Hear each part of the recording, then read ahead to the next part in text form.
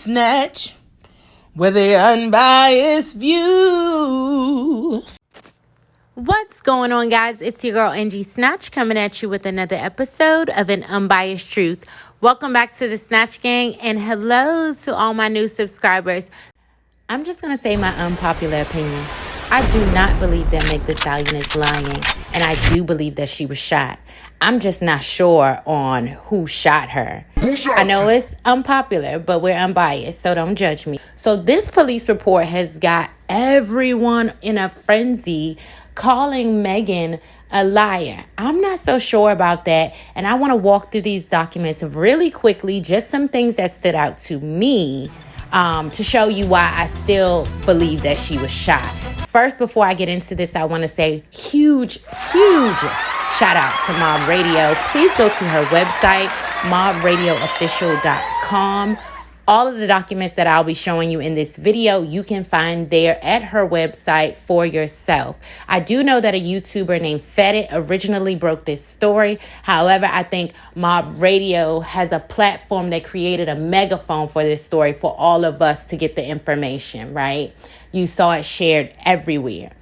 But let's get into what this police report says. So, as we know, on July 12th, the incident occurred in which Tory, Kelsey, and another man who has now been identified as Mr. Smith, born in 1994, all of them are super young, were taken into custody by Los Angeles Police Department. Meg Thee Stallion was then transported for injuries to her foot to Cedars-Sinai Hospital. Now, here's where the police report gets murky. Let me start with the most salacious thing that everyone gravitated to. In this police report, you see that there is a statement from a Dr. Lafredo of Cedars-Sinai confirming that it was injury to her foot due to glass. Now, Dr. Lafredo is actually an emergency room doctor at Cedars-Sinai, in which Megan made the statement to Dr. Lafredo that she was at a party, heard a loud noise, ran, and she believes she cut her foot on glass. Something to note is that when she arrived, they could not visibly see what happened. They saw an open wound on one foot and what looked to be like a gash on the back of the ankle of the other foot. If you've ever been to the emergency room, you know that first doctor that you get, you tell them, I think I got pink eye. They'll, write down pink eye, give you a bed, and then upon further review by an actual physician on call, sometimes you got to wait into the morning to actually get the physicians that you need or the specialists that you need to look at you. So what they do is, after going through Dr. Lafredo, Meg is then moved from the emergency room and given a bed. Now, they also did an x-ray. The x-ray is what showed bullet fragments. Now, there is another report by the orthopedic surgeon. The orthopedic surgeon whom treated Megan was Milton Little. Now, he writes this report, and this is important, guys, because the police report that you see in which Lafredo is saying, okay, I'm confirming, yes, an injury due to glass. That's right on scene as it's happening, 4:35, 6 o'clock in the morning. Dr. Milton Little, around 12:40 p.m., that same day, I'll say approximately 12:40 p.m., that same day after x-rays are taken, they confirm that bullet fragments are in her foot. She is then treated. They complete surgery on both feet and then released. This report, if you see in your top screen, is dated July 15th.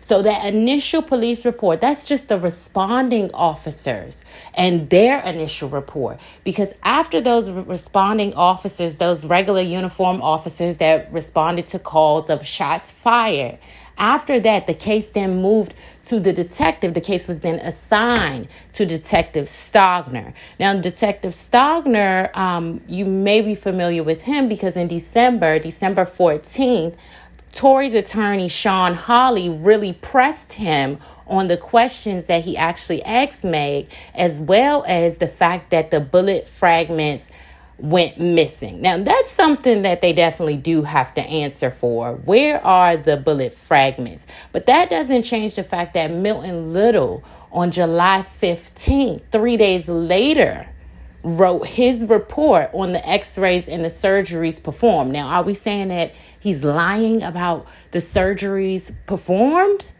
I mean, I just feel like people are going super down a rabbit hole for no reason. Another thing that I wanted to add that I haven't seen publicly is that report is written July 15th. Detective Stogner is now on the case. On July 15th, that same day, LAPDonline.org releases a statement saying Detective Stogner or detectives seeking information on a shooting that occurred in the Hollywood Hills. That was July 15th that was taken. And then Stogner starts his investigation. On August 8th, 2020 is when District Attorney Jackie Lacey released a statement actually identifying Tory Lanez Daystar Peterson as the suspect. And she doesn't name the victim. She just says ages 24 to 25. So that's the first thing. The second thing is there are witnesses to this, though the witness statements do vary just a little bit, because we have this one witness. His statement really stood out to me because he alleges that he saw the two men and one woman beating on another woman. And then also a witness states that they see a woman being dragged into the vehicle. Now, this could be where Meg says that she got hurt and she fell down into the driveway. So from the witness's perspective, she may have looked like she was being dragged into the vehicle. But on scene, it was probably them putting her into the car so all of them can get out of here, because they are in the backwoods of the Hollywood Hills at 4:30 in the morning. I think what works against, also, this is another point. You see right here, it says CCTV available. That is one of the witnesses that called, but CCTV, meaning that they have some type of security footage from outside of, because these are $1 million homes where they were. They weren't in the hood. So these are $1 million homes that I'm sure have security cameras. And it says on this document that there may be CCTV available. The one thing that I'm going to call Megan out on, I could call her out on a lot of things, is this part of the Gayle interview. There was an argument in the car? It was an argument because I was ready to go and everybody else wasn't ready to go. Mm-hmm. But that's like normal friend stuff. Like, we fuss about silly stuff all the time. Mm-hmm. But I never put my hands on anybody. Okay, now Megan, somebody was fighting. You were fighting. It is okay if you were fighting. There is nothing that you could have done that night, in my opinion, to warrant you being shot. So do not mess up your case by overly playing the victim card. State what your role was in the night. That's the way, honesty. The second thing that I wanted to cover or talk about is this part of the Gayle interview. Ask questions after. So I'm like, it's a hot gun in the car. I'm bleeding. I've been shot. They about to kill some. She used a term that was interesting, and it stood out to me because it's in the police report. She said, I'm in the car with a hot gun. Who talks like that? I'm in the car with a hot gun. You don't talk like that. We don't speak like that, especially because that's the language exactly used in the police report, or in that original police report. It said that they found a hot, warm gun, which said to the detectives that the gun must have been fired. Like I said, I believe that she was shot in her foot. Now, I don't believe that they really have a strong enough case. I do think that Tory will probably beat this case. Number one, because the first charge is assault with a semi-automatic weapon. Other than Megan saying to Detective Stogner that she saw Tory with the gun, there is no other testimony that can corroborate him actually having the gun. Now, in the report, they do say that a GSR is going to be taken, which is a gunshot residue test. Now, we know that that came back inconclusive. It's kind of hard, other than just the fact that she has a bullet in her foot. We're going to need some more corroboration, because Sean Hawley from the O.J. Simpson team, she's going to knock that down. She's going to be able to create reasonable doubt. Now, the second charge, which is possession of an unregistered firearm, I think he'll probably even beat that one as well, because they're saying that they found it under his seat, under the passenger seat. So not technically in his possession, not on his body.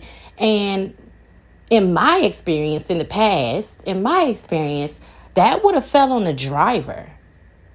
Because usually the driver goes down for whatever's in the car.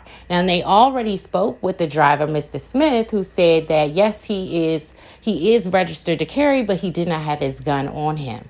The gun found under the passenger seat, the hot gun, was unregistered and not found on Tory's body. So to make that leap of in his possession, I don't know about that. I think that one probably will get thrown out too.